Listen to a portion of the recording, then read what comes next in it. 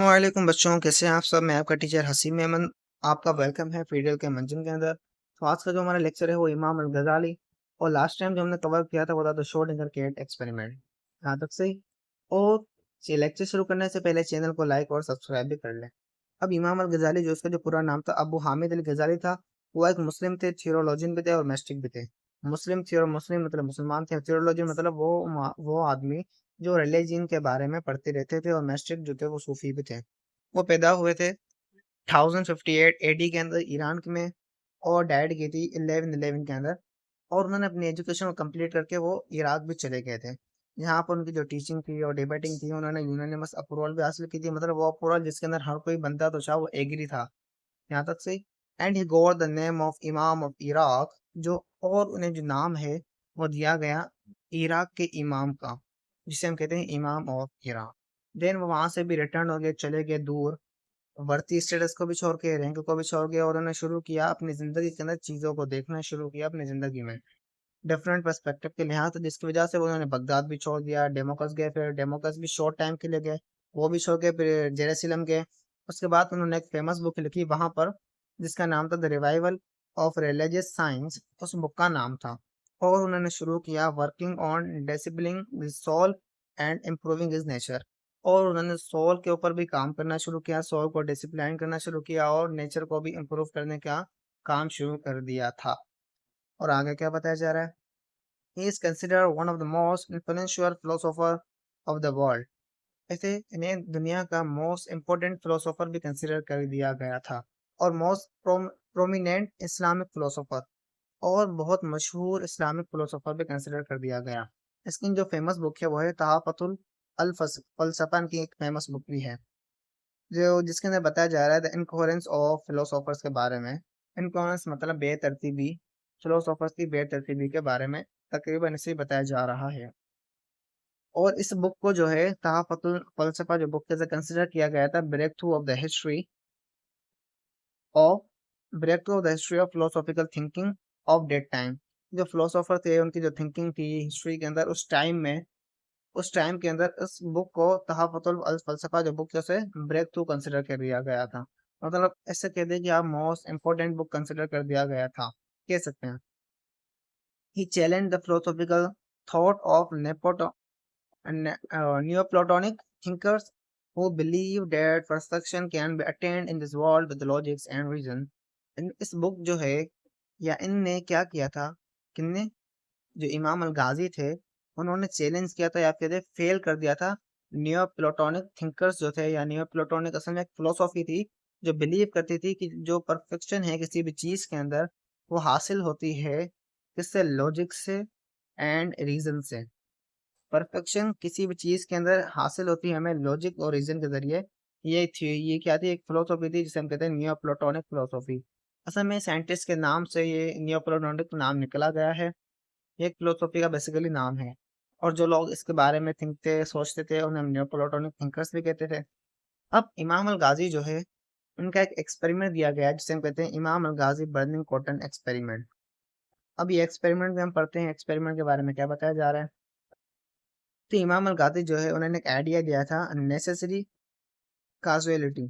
अब necessary casualty जो है वो क्या है।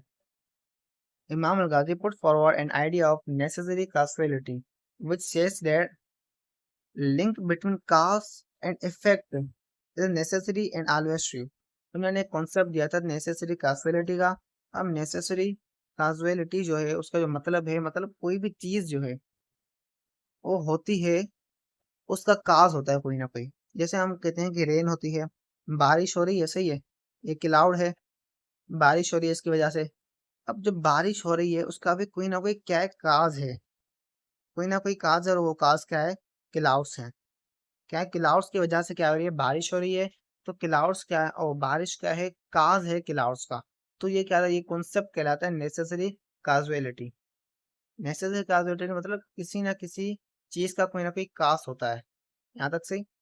तो उन्होंने कहा जो काज होता है, इन्होंने कहा कि लिंक होता है काज और इफेक्ट के बीच में। सही है, यहाँ बात एक ही है जो मैंने आपको अभी बताई। उन्होंने एग्जांपल दिया कैसे होता है। काज और इफेक्ट के बारे में लिंक जो है वो कैसे होता है, उनके एग्जाम्पल को हम देखते हैं। तो उन्होंने आर्ग्यू किया, दलील दी, when a piece of cotton is placed near a burning flame the cotton will burn, and further added that if another similar cotton piece is brought very close to a similar burn plate the cotton will burn again। उन्होंने कहा कि अगर हम किसी भी cotton जो है उसको हम लेके जाएं बर्निंग फ्लेम के पास, कहाँ पर लेके जाएं, बर्निंग फ्लेम जो है वहां पर लेके जाएं, तो कॉटन क्या होगी, बर्न होगी। और अगर हम फर्दर कॉटन को भी लेके जाएंगे, वैसी सेम कॉटन सिमिलर कॉटन को लेके जाएंगे, तो वो भी आल्सो बर्न होगी दोबारा। यही बात बताई जा रहे हैं। अब इसमें नेसेसरी कैजुअलिटी क्या है, तो इसमें नेसेसरी कैजुअलिटी का मतलब ये होगा कि जो कॉटन है वो क्या हो रही है, बर्न हो रही है। कॉटन क्या हो रही है, बर्न हो रही है। वो क्या है, काज है एक। कॉटन बर्न जो हो रही है वो एक काज है। अब काज किसकी वजह से है, बर्निंग फ्लेम की वजह से। मतलब कॉटन के बर्न होने का जो काज है वो क्या है, बर्निंग फ्लेम है। तो ये कहलाता है नेसेसरी काजुअलिटी। सही है। तो आगे क्या बताया जा रहा है, ही थॉट डेट, इन्होंने सोचा, the burning flame was a cause to burn cotton piece, so there is a causal link between burning flame and the piece of cotton. He concluded a burning flame necessary burns a nearby piece of cotton, so this series is called necessary causation। तो उन्होंने कहा कि इन्होंने सोचा कि अब necessary जो, इन्होंने सोचा कि जो बर्निंग फ्लेम है, उनको मैंने आपको भी बता भी दिया है कि क्या है इसका मतलब है। बर्निंग फ्लेम है, सो कोई ना कोई काज है। सही है। बर्निंग फ्लेम जो है वो काज बन रहा है कॉटन के बर्न होने का, कॉटन के पीस के बर्न होने का। तो जिसकी वजह से इन्होंने नाम दिया कि ये क्या है, काजुअल लिंक है। लिंक है किसके बीच में, बर्निंग फ्लेम के बीच में और पीस ऑफ कॉटन के बीच में काजुअल लिंक है। मतलब काज होने का लिंक है, काज का लिंक है, सबब का, कोई ना कोई सबब है, उसका लिंक है। तो उन्हें कंक्लूड किया, कोई नतीजा ने कहा कि बर्निंग फ्लेम जो है वो बर्न करता है कॉटन के पीस को। तो उन्होंने इस थ्योरी को नाम दिया नेसेसरी काजुएशन। अब नेसेसरी काजुएशन का मतलब क्या था, one thing is necessary that cause of another thing. कोई भी थिंग जो है उसका जो काज होता है, किसी भी थिंग अनदर थिंग का जो काज होता है वो किसी और थिंग की वजह से होता है। जैसे बारिश जो है उसका जो काज है वो क्लाउड्स की वजह से होता है। बारिश का काज क्या है, क्लाउड्स है। इसी तरह से किसी न किसी चीज का जो काज होता है वो कोई और चीज ही होती है। क्या होती है, किसी न किसी चीज का कोई ना कोई काज होता है किसी और चीज की वजह से। तो जैसे यहाँ पर भी वही एग्जांपल दिया जा रहा है। For example, clouds are the cause of rainfall. एक ही बात है, क्लाउड्स क्या है, काज है रेनफॉल के। अब उन्होंने अब क्या किया, इमाम अल गाजी ने बताया डिपार्चर फ्रॉम नेसेसरी काजुएशन। अब उनको क्या किया, इमाम अल गाजी ने रिजेक्ट कर दिया, अपनी थ्योरी को उन्होंने रिजेक्ट कर दिया, नेसेसरी काजुएशन को। तो उन्होंने क्या बताया, चलिए वो भी पढ़ लेते हैं। Imam Al Ghazi perform an experiment in which cotton piece, यहाँ पर वही बात बताई जा रही है कि उन्होंने एक्सपेरिमेंट किया था बर्निंग फ्लेम का। बर्निंग फ्लेम ली और कॉटन को क्या किया, उसके सामने लेके आया। तो उन्होंने क्या किया, बर्निंग फ्लेम में उन्होंने कहा कि जो कॉटन बर्न हो रही है वो जो काज है उसका वो है बर्निंग फ्लेम। कॉटन के बर्न होने का काज क्या है, बर्निंग फ्लेम है। तो उन्होंने एक और एग्जाम्पल दिया हमने समझाने के लिए कि नेचुरल काजेशन जो है वो गलत है। अब क्या एग्जाम्पल दिया, उन्होंने कहा कि जो पर्सन जो है, एक पर्सन है जो अपनी आंखों को खोल नहीं सकता। वन डे मेरिकुलसली, अचानक से या मौजूदे से उन्होंने अपनी आंखों को एबल हो गया, वो काबिल हो गया कि उन्होंने अपनी आंखों का जो आईलिड है उसे ओपन कर दिया और वो दुनिया की ब्यूटी को देखने लगा। तो बट ही थॉट, उन्होंने सोचा the opening of eyelids to be the cause of seeing things around him. उन्होंने सोचा कि जो आंखें हैं, उनका उनका जो आईलिड है उसके अंदर जो ओपनिंग है आईलिड की, वो काज है। किसका काज है, दुनिया की चीजों को देखने का काज है। क्या काज है, दुनिया की चीजों को देखने का काज है। आईलिड जो है उस जो ओपन हो रहा है वो बेसिकली काज है दुनिया की चीजों को देखने का। मगर ये गलत है। क्यों गलत है, आगे देखें।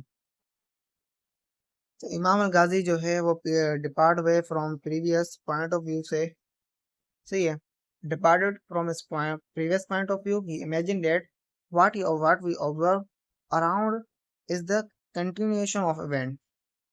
हमारे जो भी कुछ हम ऑब्जर्व करते हैं हमारे अराउंड जो है वो कंटिन्यूएशन ऑफ इवेंट है, किसी इवेंट का होना है। सही है। Not a kind of direct causation, कोई काजुएशन नहीं है। जो उन्होंने पीछे बताया कि कोई काज है, किसी चीज का कोई काज होता है, कोई भी चीज़ होती है उसका कोई ना कोई काज होता है किसी और चीज़ की वजह से, मतलब वो होती है, जैसे बारिश का मैंने आपको एग्जाम्पल दिया, ये काजेशन नहीं है, कंटिन्यूशन ऑफ इवेंट है जो गॉड जो है वो अपनी विल से करता है, अपनी मर्जी से जो है वो गॉड खुदा जो है अल्लाह ताला जो है वो अपनी मर्जी से करता है। ये कोई भी नेसेसरी काजेशन नहीं है। इन्होंने ये एक लॉजिकल कॉन्सेप्ट हमें दिया कि ये जो है वो नेसेसरी काजेशन नहीं है, ये जस्ट उन्होंने रिजेक्ट कर दिया इन्हें। उन्होंने कहा कि गॉड का कॉन्सेप्ट है कि गॉड जो है वो अपनी मर्जी से करते हैं सब कुछ। तो उन्होंने कहा कि लॉजिक दे दी, एक ही बात होगी जो मैंने आपको बता दिया, that all things that have nature, जो है नेचर के अंदर जो भी थिंग्स हैं वो एक्ट करती हैं हैबिचुअल वे के अंदर, but total nature follow some specific principle. उन्होंने कहा कि हर कोई जिस नेचर के अंदर जो भी चीज़ें हैं उनको जो खुदा है, जो अपना अल्लाह ताला है, वो अपनी मर्जी से करता रहता है, उन्हें मतलब हाँ, मूव करवाता रहता है नेचर चीज़ों को अपनी मर्जी से करवाता रहता है, उसके स्पेसिफिक रूल्स होते हैं। ये अल्लाह ताला की विल के ऊपर डिपेंड करता है, अल्लाह ताला की मर्जी के ऊपर डिपेंड करता है कि जो चीज़ें हैं वो किस तरीके से हों। यहाँ तक आया समझ में? अब he further added the God created the universe and he can suspend the habitual session of event according to his wish। वही बात, तो गॉड है, उन्होंने इस दुनिया को बनाया है और वो अपनी मर्जी के मुताबिक किसी भी चीज़ को परफॉर्म करवा सकते हैं। अब कोई भी चीज़ होती है नेचर के अंदर वो परफॉर्म करवा सकते हैं। अब उन्होंने आर्ग्यू भी किया, दलील भी दी कि जो ब्लाइंड मैन था वो कुड नॉट अंडरस्टैंड, नहीं समझ पा रहा था कि जो बेसिकली जो रेस ऑफ लाइट थी वो स्ट्राइक कर रही थी उसकी आईज के अंदर। स्ट्राइक इज आई, जो है उनकी आंख जो उसके अंदर रेस थी जो लाइट थी वो स्ट्राइक कर रहे थे, जिसकी वजह से वो अपने अराउंड जो है वो देख रहा था दुनिया को। एक्चुअली ब्लाइंड मैन बड़े कंफ्यूज था, वो समझ रहा था कि जो नेचुरली काजुएशन को वो कंसिडर कर रहा था। ये बात नहीं, नेचुरली काजुएशन जो है वो नहीं है, ये असल में सक्सेशन ऑफ इवेंट है, कोई इवेंट है जो खुद अल्लाह ताला परफॉर्म करवा रहे हैं। अब एक और भी साइंटिस्ट था डेविड ह्यूम, एक अदर फिलोसोफर था, उन्होंने सपोर्ट किया था इमाम अल गाजी की अप्रोच को, कंटिन्यूटी ऑफ इवेंट को सपोर्ट किया था। जो वो इवेंट इवेंट के बारे में बता रहे थे कि जो इवेंट है वो खुद ब खुद नहीं, वो नेचुरली काजुएशन नहीं है, वो असल में गॉड की विल है, जो गॉड अपनी मर्जी से करते हैं किसी भी इवेंट को। उन्होंने कट कर दिया काजुअल लिंक को, उनके काजुअल लिंक है, दो चीज़ें हैं उनके बीच में, क्या है, काजुअल लिंक है, जो मैंने आपको पीछे दिखाया कि उन्होंने कहा कि कोई भी काजुअल लिंक नहीं है अभी, ये जो इवेंट है हमारे चौधारी होते रहते हैं, ये खुद अल्लाह ताला की विल से होते रहते हैं। अब आगे लास्ट टॉपिक है इमाम अल गाजी का, a challenge to inductive reasoning. अब इंडक्टिव रीजनिंग जो है वो आपको समझना पड़ेगा, वो नेक्स्ट टॉपिक बेसिकली है इंडक्टिव रीजनिंग, रीजनिंग के बारे में। रीजनिंग क्या होती है, इंडक्टिव रीजनिंग क्या है, और दूसरी भी है डिटेक्टिव रीजनिंग, ये टॉपिक है आगे। मैं मगर मैं आपको जस्ट एग्जांपल दे और जस्ट मैं आपको बता देता हूँ कि इंडक्टिव रीजनिंग जो है वो क्या है। देखो भाई, आप कोई भी स्पेसिफिक ऑब्जर्वेशन करते हैं, तो ऑब्जर्वेशन के दौरान आप एक जनरल आप स्टेटमेंट दे दें, तो वो कहलाती है इंडक्टिव रीजनिंग। अब देखिए, मैं कहता हूँ कि अगर मैं वन जो है वो ऑड नंबर है, उसके अंदर मैं एक इवन नंबर को ऐड करूंगा तो हमें क्या मिलेगा, एक ऑड नंबर मिलेगा। मैंने क्या दिया, general statement the specific observation करके। क्या ऑब्जर्वेशन की, मैंने एक ऑड को ऐड किया इवन के साथ, तो हमें क्या मिला, एक ऑड एग्जाम में मिला। तो अगर मैं ऐड करूं 3 + 2 तो 5 मिलेगा। अब ओड को ऐड किया इवन के साथ, तो हमें जो आंसर मिला वो क्या मिला, ओड मिला। तो ये मैंने क्या किया कि स्पेसिफिक ऑब्जर्वेशन की और मैंने एक स्टेटमेंट दी, तो मैंने क्या स्टेटमेंट दी, अगर हम ओड को ऐड करेंगे इवन के साथ तो हमें क्या मिलेगा, एक ओड नंबर मिलेगा। तो ये क्या है, जनरल स्टेटमेंट, तो ये कहलाते हैं जनरल स्टेटमेंट। तो इंडक्टिव रीजनिंग बेसिकली यही होती है, स्पेसिफिक ऑब्जर्वेशन करते हैं हम, और ऑब्जर्वेशन के बाद जो हम आंसर हमें मिलता है या स्टेटमेंट मिलती है उसे हम कहते हैं जनरल स्टेटमेंट। हम दे देते हैं, जनरल होती है, हर चीज़ के लिए जनरल होती है, कॉमन होती है। मगर हर दफ़ा जो है इंडक्टिव रीजनिंग जो है वो सही नहीं होती, कभी कभी गलत भी होती है। अब कैसे होती है वो उसको हम डिटेल में पढ़ेंगे नेक्स्ट लेक्चर के अंदर। तो शुरू करते हैं, यहाँ पर क्या बताया जा रहा है कि इमाम अल गाज़ी का जो थॉट एक्सपेरिमेंट था, ये भी थॉट एक्सपेरिमेंट था, फॉलो करता था इंडक्टिव रीजनिंग को। फर्स्ट क्या थी, flame burn a piece of cotton, flame जो है वो बर्न करता है कॉटन के पीस को, या हम कॉटन के पीस को कीप लेके जाएंगे, फ्लेम जो है उसके नियर लेके जाएंगे तो वो कॉटन का पीस जो है वो बर्न होगा। सेकंड पॉइंट और थर्ड पॉइंट जो है ये है कि the burning flame is the cause of burning piece of cotton. अब थर्ड पॉइंट जो है वो बर्निंग फ्लेम जो है वो काज है पीस ऑफ कॉटन के जलने का। पीस ऑफ कॉटन का जो काज है, कॉटन का जो पीस है वो जल रहा है, उसका जो काज है वो है बर्निंग फ्लेम। अब ये नेचुरली काजेशन बताई जा रही है यहाँ पर, तो बेसिकली ये गलत है। उन्होंने नेचुरली काजेशन इमाम अल गजाली ने गलत कर दिया था। उन्होंने कहा हर चीज नेचुरली काजेशन के साथ नहीं होती, खुदा की विल से होती है, अल्लाह ताला की विल से होती है। अब आगे क्या बताया जा रहा है, the burning piece of cotton experiment of Imam al Ghazali proved a challenge to inductive reasoning. He concluded that a cotton piece keeping near burning flame it must always burn. This conclusion questions the inductive argument and tells us the repeated observation cannot be always true. He had missed some important factors in data collection like moisture, chemical reaction, flow of air, composition and cotton piece. Composition of cotton piece. अब यहाँ पे बताया जा रहा है कि जो burning flame उन्होंने कहा था, अगर हम मतलब फ्लेम के पास, अब ये एक फ्लेम है, सही है। अब कॉटन, अब फ्लेम जल रही है, अब बर्निंग जो पीस है क्या है, कॉटन का पीस है। अगर हम इसे फ्लेम के पास लेके जाएंगे तो ये क्या होगा, बर्न होगा। इमाम अल गजाली ने हमें ये बताया। मगर अब उसके बाद उन्होंने हमें आर्ग्यूमेंट दी, दलील दी और बताया कि रिपीटेड ऑब्जर्वेशन करने के बाद उन्होंने बताया कि अगर हम बाल ऑलवेज उसे रिपीट करते जाएंगे, इसी ऑब्जर्वेशन जो है हम कर रहे हैं, इसे ऑलवेज रिपीट करें, हम क्या करें, रिपीट करें, तो ये ऑब्जर्वेशन हमेशा सच नहीं होगी। Can not be always true, हमेशा सच नहीं होगी। क्यों? क्योंकि भाई कुछ सम इम्पोर्टेंट फैक्टर्स जो है वो जो उन्होंने क्या कर दिया, मिस कर दिए थे इमाम अल गजाली ने। जो थी मॉइस्चर भी हो सकती है उसके अंदर, केमिकल रिएक्शन का जो है, फ्लो ऑफ एयर भी किस तरीके से, कंपोजिशन ऑफ कॉटन जो है पीस है उसकी कंपोजिशन भी क्या है। तो इन फैक्टर्स जो है इस पर भी डिपेंड करता है ये एक्सपेरिमेंट जो उन्होंने परफॉर्म किया था, burning flame, burning of cotton का थ्रू अ फ्लेम। सही है। अब द थॉट एक्सपेरिमेंट, ये बेसिकली थॉट एक्सपेरिमेंट था। Dependence on inductive reasoning and deductive reasoning, बस यही बात थी जो इमाम अल गजाली ने हमें बताई थी। तो लेक्चर अगर आपको समझ में आया हो तो चैनल को लाइक करें और सब्सक्राइब करें।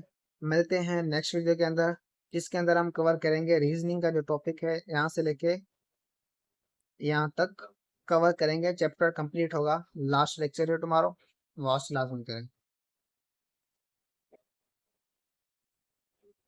और एक और बात मैं आपको रिकॉल कर दूं कि